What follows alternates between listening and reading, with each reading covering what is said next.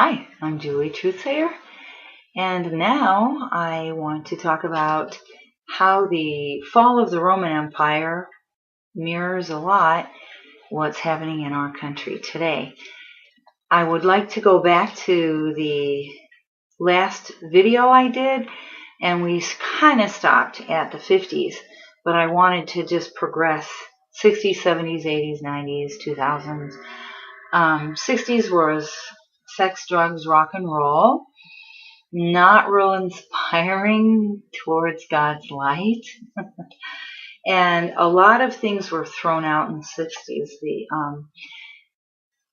The baby was thrown out with the bathwater. All of the really important values of the sanctity of marriage and the sanctity of the sexual act in the sanctity of marriage between a man and a woman to produce a beautiful little child of God to nurture and raise in the teachings of God, to become light,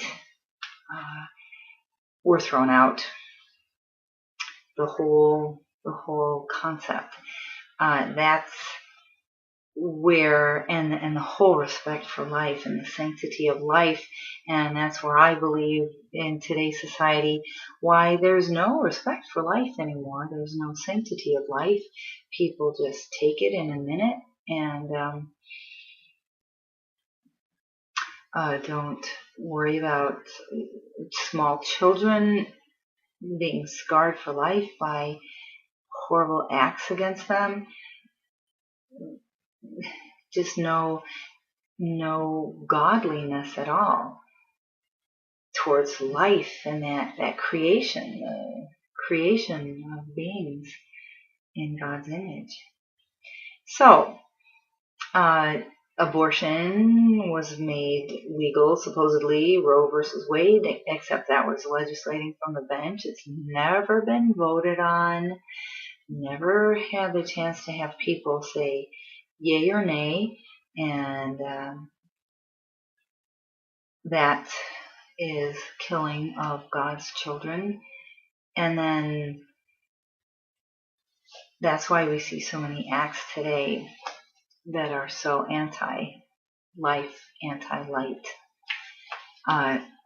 We can see the same thing in the fall of the Roman Empire, and the fall of all the major civilizations was the throwing out of those values of the God that was worshipped in those times. And we could say, well, they were pagan gods, they were gods that were doing weird, crazy things anyway, and yet it seems to me they had certain interpretations that were weird, but they still had that same God in their hearts that is the one true God of light.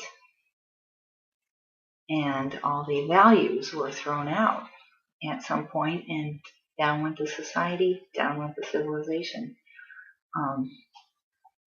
Down goes ours if we don't stop it and reverse the tide of darkness. So the Roman Empire, according to Hotbed Info on June 29th, 2011, it says 10 reasons the empire fell. Here it is, top 10 similarities between the fall of Rome and the fall of America. That's the actual title. Okay, so number 1, overextended military. Well, our military is not overextended, but President Obama is cutting the funding of the military, I think, by $500 billion over, here it is, cut the Pentagon budget over hundreds of billions of dollars in the next decade. It's supposed to go down, so that we'll be defenseless. So, number 2, government corruption. That's an understatement. I mean, everywhere we look, political figures are corrupt, corrupt, corrupt. There is no truth, especially one political party. So government corruption, immigration. Rome increasingly used illegal immigrants from outside their nation to do the agricultural work. Roman government allowed uncontrolled hostile immigration to dissolve the fabric of their civilization. Illegal and legal immigrants grew more powerful while exercising their own character of their own cultures. They did not adopt Roman ways. Our founding forefathers debated why Rome fell. This is all in the hotbed. And the Philadelphia Convention debated what makes, and they make frequent references to the problem of how and why republics die. One of the arguments against having and replacing the Articles of Confederation with an all-powerful national government was that the national government would get out of control, and we see that in today's society, in our government today. Rome was used as an example for this problem. The vast blocks of Roman land also became foreign held, and I looked up and it says Nick Tamarasso.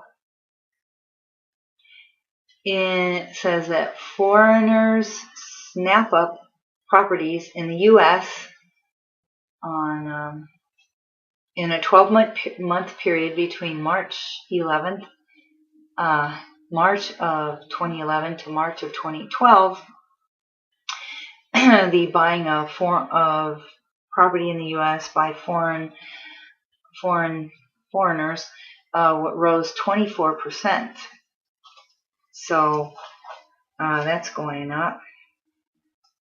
So even though the Roman population was strong, once it was outnumbered, it was no match for the hostile immigrants. Then number 4, birth control. Decrease of Roman birth rates, plus abortion, plus contraception, plus infanticide, prostitution, and sexual perversions lowered the birth rates dramatically. Then number 5, elimination of the middle class. People are really talking about that right now. Let's see, gradually first of all, the early days of Rome, the middle class was merchants and traders, and the taxes were very modest. But then the economic policy gradually became highly regimented, depriving individuals of the freedom to pursue personal profit in production and trade, crushing them under heavy burdens of oppressive taxation, and forcing them into vast collectives where they were little better than bees in a great hive. So you lose your middle class, those people, and look at how many in 2008, the middle businessmen, small businessmen, folded. And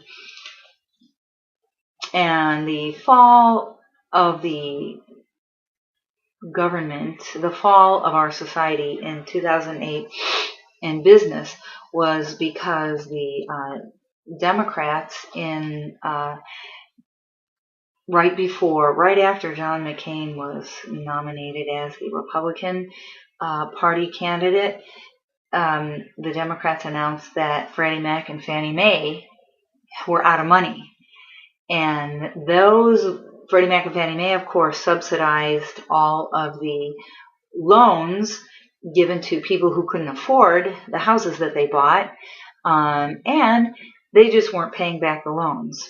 at all. They just did not honor the agreements and walked away from houses, and then Freddie Mac and Fannie Mae fell, and then the housing industry fell, the banks fell, and it was blamed on Bush because he didn't watch over Freddie Mac and Fannie Mae, but Freddie Mac and Fannie Mae were run essentially by the Democrats. Franklin Raines ran Freddie Mac, and he gave himself a big, wonderful retirement benefit of over $90 million. So that eliminated a lot of the middle class right there when all the economy fell. Then 6, obsession with sports and entertainment. The Roman poet wrote that Romans used to hand out high military honors, but now it was bread and circuses. There was a lust for violence, and in the Colosseum, they had all these, of course, the killing of the Christians, and a lot more violent kinds of fights and things went on there.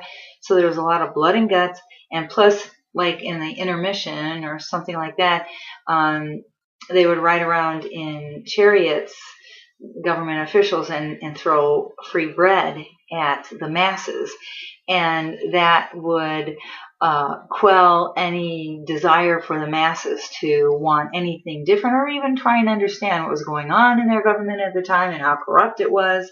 And they were just being entertained and given free stuff.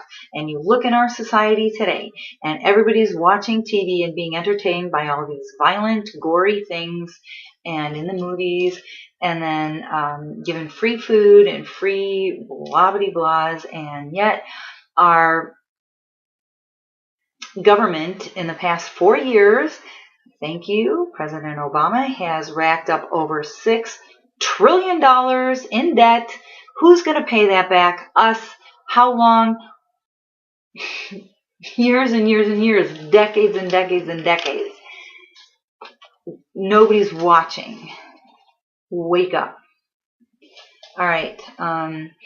7, redistribution of wealth. Wow, that rings a bell, doesn't it, Mr. Obama? So the giving out of cheap food and entertainment, breads and circuses to get the poor vote, and the taxes, and giving and using the money for things that are not really bringing more jobs or things to our country. So same principles here. Number 8, obsession with comfort and pleasure. So the citizens were ignoring important issues, and they made citizens apathetic and only concerned with the disruption of personal pleasures to the peril of the country. We see that so much today, that people don't really care about what's happening as long as they get what they want and they're not disturbed in their little pleasures. Number 9, morality.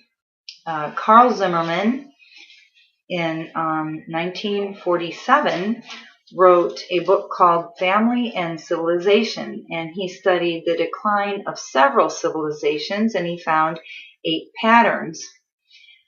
The breakdown of marriage, the rise of divorce, the loss of traditional meaning of marriage, the rise of feminism, increased public disrespect for parents and authority in general, acceleration of juvenile delinquency, promiscuity, rebellion.